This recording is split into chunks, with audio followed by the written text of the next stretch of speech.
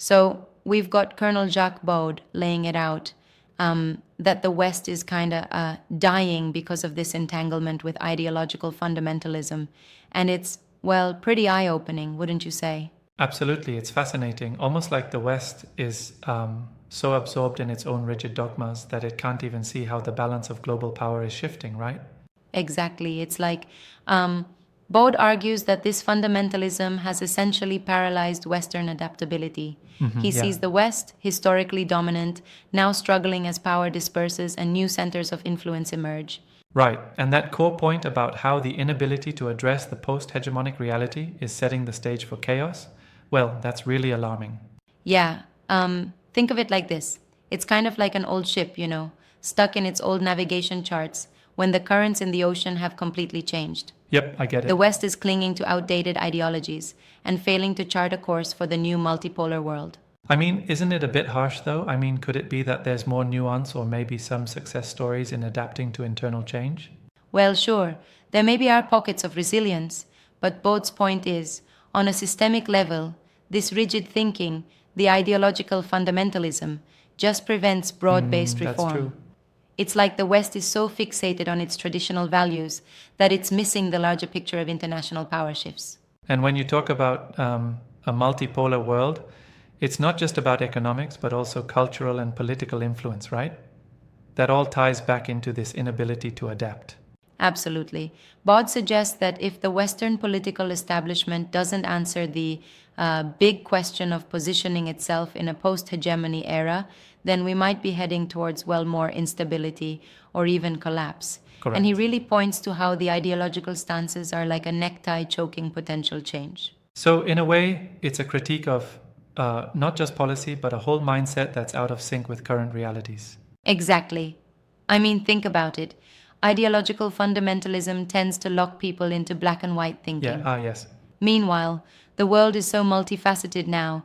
You've got rising powers in Asia, Africa, and even unexpected alliances emerging everywhere. It's like the West needs a new manual. Right, but then you could argue that certain conservative elements within the West might actually see themselves as preserving core principles. Do you think Bod fully addresses that perspective? Well, that's a good point. Baud acknowledges that they consider these principles as vital, but he critiques that they often over prioritize them at the expense of necessary evolution. I see So what you it's not mean. about dismissing tradition entirely, but about recognizing that clinging to the unyielding past can be just as dangerous. Interesting. It almost sounds like he's saying, hey, adapt or else, but without being too nihilistic about it. Yeah, exactly. And he frames it in terms of the political West failing to formulate a strategy for a world where no single power is in Right, charge exactly. anymore. There's this looming question: how can the West reinvent its role beyond its old hegemonic posture? That brings to mind the debates with thinkers like Mearsheimer, doesn't it? Like how some argue that the West's military and economic certainty is waning and it needs to recalibrate. Definitely, there's a lot of overlap. Baud's arguments resonate with the idea that Western dominance is already receding, and if you're not adjusting, you're practically being left behind. It's like Right. trying to run a marathon in flip flops while everyone else upgrades their gear. Uh huh. And that imagery really hits home. But do you think his thesis might be overlooking some internal reforms happening within Western societies that could counterbalance these trends?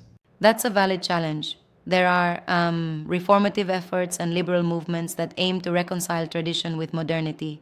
Yet Baud seems to suggest that these are too fragmented to mount a cohesive strategy.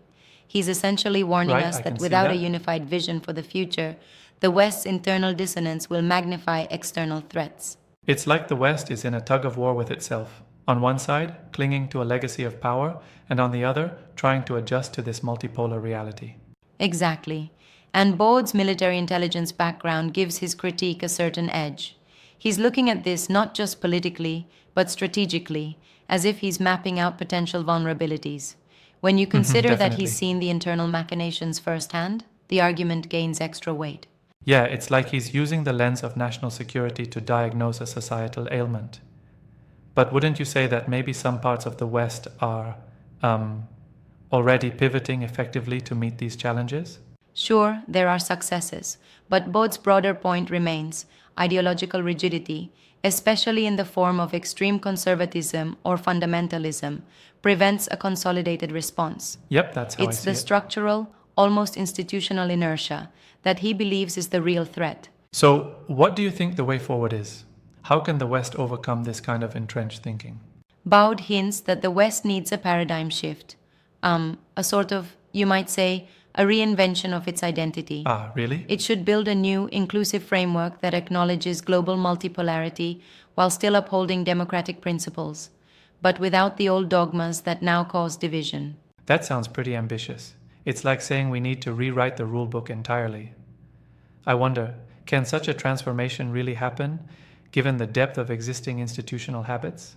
That's the $1 million question. Bowd probably wouldn't say it's easy at all. Exactly. It's more about igniting a conversation and, well, signaling that ignoring the shift is a dangerous path.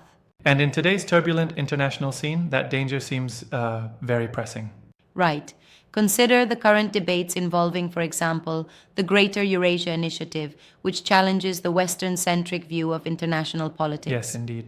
This is exactly where Bowd's critique dovetails with other schools of thought that argue for acknowledging emerging realities rather than stubbornly clinging to the past. It's a bit like watching a global chess game where the West is playing with outdated strategies while its opponents have already upgraded their pieces. Absolutely. And this metaphor of the chess game really captures the essence of the challenge. Right. The West needs to rethink its moves, or else risk checkmate by, well, incoherence and internal strife.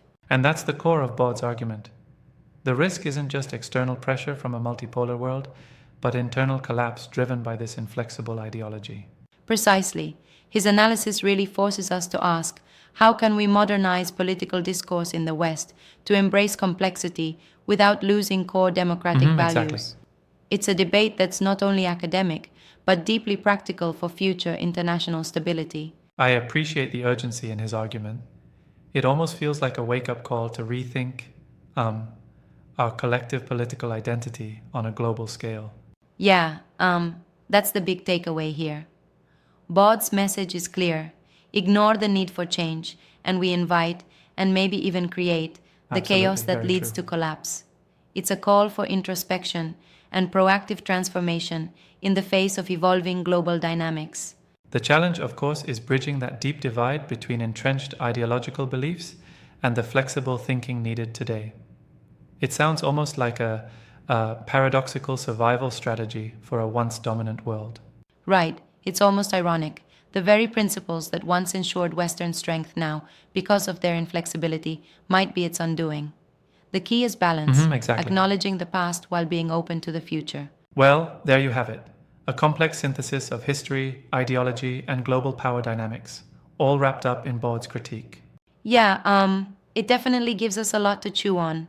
The West's journey forward is not just about surviving external threats, but also about reinventing itself from the inside Absolutely, out. spirit lifting And that yet sobering. conversation is one that's bound to intensify in the years ahead. True, and as we move forward, embracing change while retaining our essential values might be the only way to navigate through this transforming international landscape. Exactly. It's a reminder that adaptation isn't just optional, it's essential. Thanks for diving deep into this with me. It's been a thought-provoking discussion. Definitely, always a pleasure dissecting these complex ideas. Until next time.